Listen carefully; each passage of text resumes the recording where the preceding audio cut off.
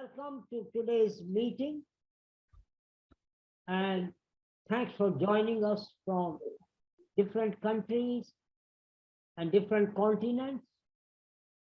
Special thanks to our distinguished speakers, Dr. N. Krishna, Suman Agarwal,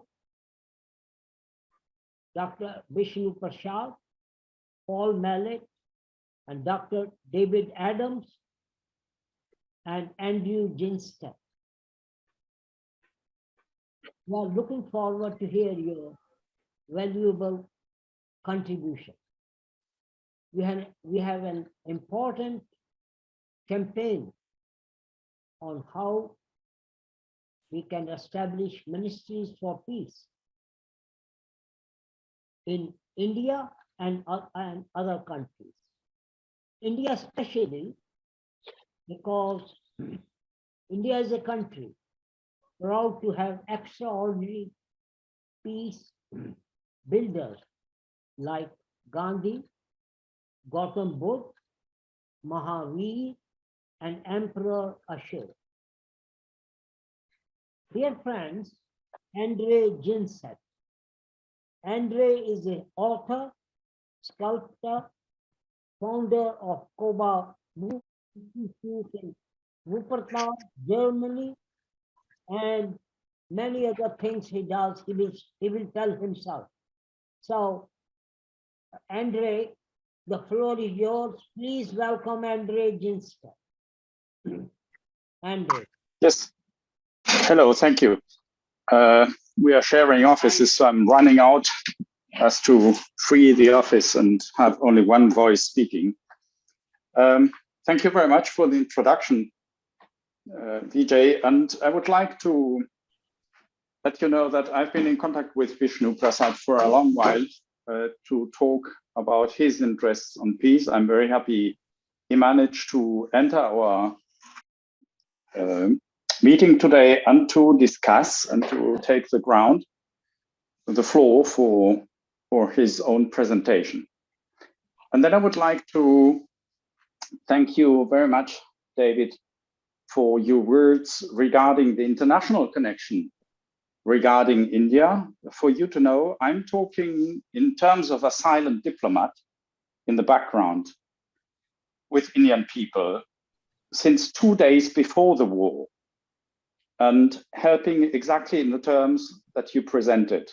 So I very much agree with what you stated, and I hope there is more people among us doing the same work. This war cannot be won, neither by the Russian side, nor by the Ukrainian NATO side. It cannot be won in any way, because it's a war that destroys people and that kills people, and mainly it affects citizens. And it doesn't affect citizens just in terms of the present generation. It affects all citizens in terms of our generation, the generation following us, and the next generations. And this is something we have to stop, because we need cooperation on planet Earth to face other urgent challenges that we have. We've been talking about it now for years. And I myself, as a silent diplomat, have been talking within NATO and within the structures of power at that very highest top, with the highest level people, with the defense ministers of all NATO member states for more than a decade. An interesting thing to me is that they have been discussing, for example, issues like disarmament, and that they've been discussing issues like the conversion of the armament industries. And you know what? The most interesting aspect about it is that, for example, then they invite the CEOs of these armament industries, and the CEOs of these armament industries then make the following statement. They then say, well, you know, we have a civil goods production, and you know what is best? Our civil goods production is better even than the armaments production. So they're already doing conversion. They're already making money out of civil goods. And the money they make in civil goods is better and higher than the money they make in armament. And my question is, so what is this war about? If they're anyway on the track, every politician is discussing it in NATO, within the NATO highest, conversations, highest conferences they have, and they've been doing so for the last 10 years. What is this war about? They're just fooling us in some way. So I think we do well doing this joint effort, which we do, which is to put, the forces of peace on the street, on the ground. And this is why I'm spending much more time now outside these circles, outside Brussels, outside the security defense agenda, outside Friends of Europe, which is the main think tank of the Brussels European Union. And this is why I'm discussing all these issues with you. And now I would like to tell you that few members of our Spanish group, Yolanda Vandrés, Marcello Scotti, are participating in our meeting today. So I would like to welcome them and say, hola, hola, compañeros. Gracias por estar aquí. And that I'm working also on a German faction. So for you to know, we are working on opening a German chapter that is going to be consistent. And I wish to explain to you how consistent it's going to be, because I'm a very practical person. So as I was tired, for example, to be within the NATO conferences completely alone, because, for example, David, just for you to know, if there was one member of SIPRI in the room, the Swedish International Peace Research Institute, okay? You must imagine that this man would then, for example, criticize and attack the CEO of McDonnell Douglas. And you know what happens next, David? Do you have the slightest idea? Okay, I will tell you. Security gets up. They catch him by the shoulders and take him out. This is what happens. And then there is one single silent diplomat in the room left. And this is outrageous, because I've had then to face situations like negotiating a nuclear war threat, which was on the table, which had been spoken out in the room alone. And this is why I've been publishing lately a document about McNamara, the US Defense Secretary, because Robert McNamara, has witnessed similar situations 3 times in 7 years when he was defense of, the Secretary of Defense in the United States. And the first one he describes pretty well. The first one was with Kennedy in the Cuban Missile Crisis. And there, you must imagine, also a single silent diplomat was in the room. And that single silent diplomat managed to make peace last and managed to divert the crisis. And it was only in 1992 that McNamara learned how dangerous the situation had been, because he had a personal conversation with Castro. And in that personal conversation came out that Cuba had 162 nuclear warheads ready to be sent over to the United States, and that this did not happen because that one silent diplomat said the right things in the right moment towards Kennedy. Because if it had been down to General Lemay wanted to wipe them out. And I've gone through these situations, and really, it's very important that we pull together. I'm very happy to see you all here, that we are all together in this, because I am really tired of seeing that situation repeating itself. And I will go now to the practical issues in Germany, so that you know how this is growing and growing well. First of all, after our meeting here, I have a next meeting, a presential meeting, where I'm meeting the peace working group in the city of Wuppertal. It's the Wuppertaler Friedensforum. and the Peace Forum in Wuppertal, and I will talk, and we will see how much I can convince them to enter, for example, the work we do for GAMIP. Then for you to know, a group of German artists not only has taken the cause now seriously, but they're putting even money down, and they've rented a space to make a first laboratory of peace within the city of Wuppertal, where we are inviting high standard German politicians to talk with them about peace. And the first meeting is already set. This is going really fast. It's like whoosh, it's moving in. So the first meeting is set on the 24th of March. We will have a discussion with one of the German politicians in power in the Bundestag in Berlin. His name is Helge Lind, and Helge Lind is a member of the German parliament for the SPD, so the socialists, which are right now sending the Leopard 2 Panzer to Ukraine and giving in after all the pledges made by Poland and other countries. So we will be discussing with him the terms of peace and what we imagine, and we will repeat then discussions we already had, for example, with the Christian Democrat, so the CDU, Minister of Interior, Thomas de Maizière, which, these conversations I had alone in 2015. And yes, he was very careful and allowed me to do little steps, and some of them progressed.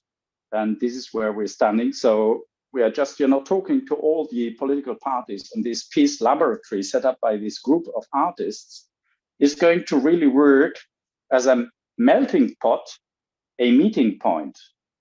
This is the second issue. For you to know, a peace specialist, which is the Schriftführer or the president, let's say, the representative of the Essener Friedensforum, so the Peace Forum of the city of Essen, is engaging with me in Germany in the group of silent diplomacy. And he managed to gather, and Paul, will be interesting for you especially, he managed to gather Graf, then it is, what is it? Hans Christoph von Sponeck. Hans Christoph von Sponeck was the Vice Secretary General of the UN under Kofi Annan. And I don't know if you remember him, because he left the UN in a scandal. He left the UN furious because the UN had made the sanctions resolution against Iraq, and he was presenting that, or he was feeling that the sanctions against Iraq were going to cause a major catastrophe. And then he didn't see at all, the weapons of mass destruction, which were supposed to be in Iraq, to be real. And this is because he was German, and he was in contact with German officers whom I know personally, German military officers who were weapons inspectors in the Iraq war, and who perfectly reported to the OSCE and reported to the German government, stating and telling that there were absolutely no weapons of mass destruction in Iraq. Okay, so Hans-Christoph von Sponeck, Freiherr Graf Hans-Christoph von Sponeck, Bernhard Trautwetter, then the director of Pax Christi in the city of Essen is also going to join this group of silent diplomats in Germany, which implies that we have a small group of 4 people in Spain and a small group of, at the moment, 3 people in Germany. And they pretend also to gather another German person who will join them. So we will have 8 people doing the silent diplomacy together, which implies that we're not only talking to politicians. Next step, there is now the 4th issue, which I'm going to tell you, is that I got, I'm an artist, so I've been allowed to set up an exhibition at the main station, the railway station of the city of Leipzig. And it happens to be that the city of Leipzig and the city of Kiev in Ukraine are sister cities. They are partner cities. and the mayors know each other. Bernhard Trautwetter is a good friend of the mayor of Essen. I'm very well related to the mayor of Wuppertal.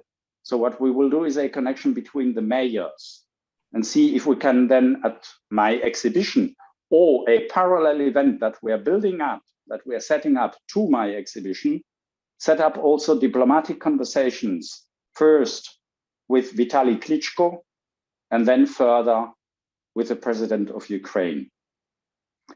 And then we will start intervening directly into the war field. This exhibition is going to be set up for September. So I hope we manage something before, because if we wait until September, it's going to cost a lot of victims that going to be in the time in between. But if we do not manage, this is then the latest point in time where I hope to have a direct possibility to talk to the war parties and start engaging in conversations and repeating a process which has started anyway. As you know very well, these days, the Israeli prime minister had, tried to set up peace talks. And these, somehow were interrupted, as it says, is told in the German press. They were interrupted by the European and US governments. Okay, so this is today what I would like to let you know all. I'm happy to see you all here and happy to listen to you. I wish to let you know that our Spanish silent diplomat group is working, and it is working on a very precise issue. Marcello Scotti is on the screen for everybody to see. Marcello can tell you also about it. We are progressing in editing a film, and this film is going to present a key piece that we need to implement the reality that we wish for. The implementation is depending on a transition time. So what we need, for example, to get out of a violence-driven society, and let me be very precise because I love what you stated. Wait a minute, I need to see you. It was Suman Kana, yeah, just for you to know. Thank you very much, because it's here. So it's non-violence, and the non-violent strategy and tactic that we are presenting is going to be a non-violence strategy and tactic that allows for a culture of change, of permanent change.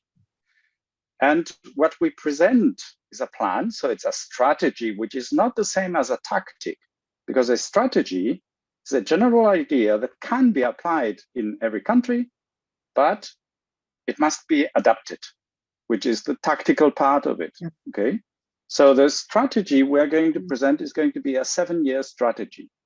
And this 7-year strategy is a piece of work that I've been working for a very long time, that we have been working in several groups. It's been a long process of discussion, which would allow the global implementation of peace, reducing violence, going to the non-trauma zone. Yeah, we've also talked in several issues, thank you, Paul, for that, about trauma and getting rid of trauma and diminishing trauma. And I completely agree with you. We have a problem with the amount of trauma that exists that makes it so normal that we have a culture of trauma. The culture of trauma is obviously a different culture of a culture of peace, which would be trauma-free. So I just wish to let you know, Suman, that hopefully our film is in Spanish. Okay, we will have an English transcription, and there will be a writing in which we give some more ideas. Yeah, and it's not going to be a definite paper. It's something that we, let's say, as a group of silent diplomats working on a GAMIP chapter in Germany, with international relations, talking to people within, the UN system, me going probably back to Brussels because I will have to, it's not that I want to. I think it's, the time I spend with you is to me so much more fruitful. I'm so much more thankful for that. Yeah. But I will have to go back to Brussels, and that eats a lot of time. Yeah, we'll be away then. Yeah, I don't know how to manage everything. You know, family, artist. You know, it's like crazy. Okay, but we will go Also on. very welcome. Yeah. Please come to India also. Yes, I will. You are very for welcome. Sure. So my and But anyway, so just my- a second, BJ. So we will give to everybody this film and you know, this transcript of it in English, and then we will have a more precise debate for the time in between. You know, it's very important that we think of this transition. It's very good that we discuss where we want to go, but the path there, you know, it's like crossing a river, and we have to take stones and put them in front of us so that we cross the river without getting wet feet. Yeah, more or less. So this is what we pretend to contribute. Okay. Thank you. So I'm very happy that everybody's contributing somehow in a practical way.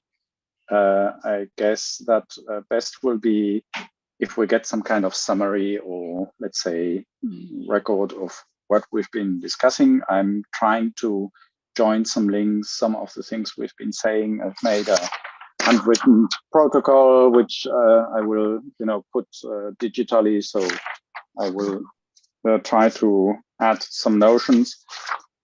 One of the things that I see out of our conversation today here is that not everybody is on the same level. So one of the things we need to do is to see where, you know, we can help each other so that, let's say, a minimum consensus is built so that we can say, okay, this is something we all can say we have together. We agree on that, and this is something we can share because it's there, you know, and everybody has it. And then we look for, you know, this is a tactical issue again, okay? It's a peace tactics issue. Then we look for which of all the other things we see the others do, we could implement next in our case. Okay? Like, for example, in Germany, the GAMIP chapter is completely new. But there have been antecedents, which implies that the German Minister of the Interior knows that there are people working on it. So he knows, and not just him, it's many other people who know it then. So these people know that some people are working on a peace ministry. And when we discuss a peace ministry, you know, in our chapter, in the way we think it, and the way we presented it to authorities, which implies the authorities know because they've heard it. So they have taken the message in, and they have not said no. They didn't say it's impossible. Yeah, they said, let's start and discuss. And our idea is that the peace ministry obviously try not to have this conflict, which Paul Mallet correctly addresses, which is that active peace and passive peace, there may be a collision or a collusion of interests. Let's put it both ways. So if we have a collision of interests, this is not in our interest, isn't it? So what we are going to propose in this transition paper is also, let's say, a possible way of how to envisage the peace ministry and which influence it has in each government and how the peace ministry is set up. So who is going to be working in this peace ministry? That could be also a source of conflict, isn't it? This is something that many people would want to do, isn't it? Oh yes, let's have a job in the ministry. Nice position. Let's keep it. And to me, for example, or to us in our group, the peace ministry is only a transitional tool. We don't need it forever. Because when we are in peace, when the trauma rates are lowered, when there is much less trauma than was before, the situation has changed so much that maybe the people then in the, after this transition period may want to think of a different structure. Maybe it's not called anymore peace ministry because we have an entirely different way of governance. Yeah? So this is why our proposal is so much based on a culture of change, a culture of adaptation. It's a culture of transformation. Thank you, that would be all.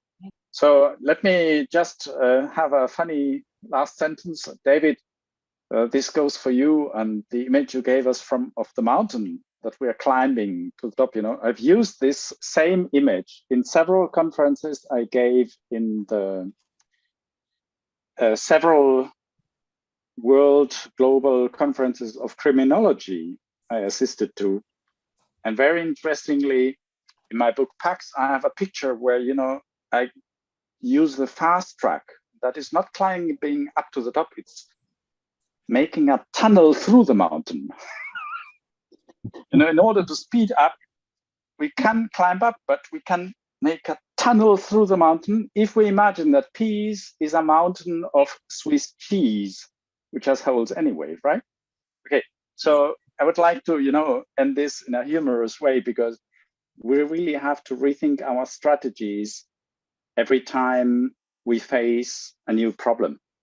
And there is no problem repeating. It's like the peace and war problem is, as we've heard also today from, for example, technological innovation that is adding problems to the war problem, that we have to reinvent in permanence. So it's really drilling a tunnel. It's going the fast way.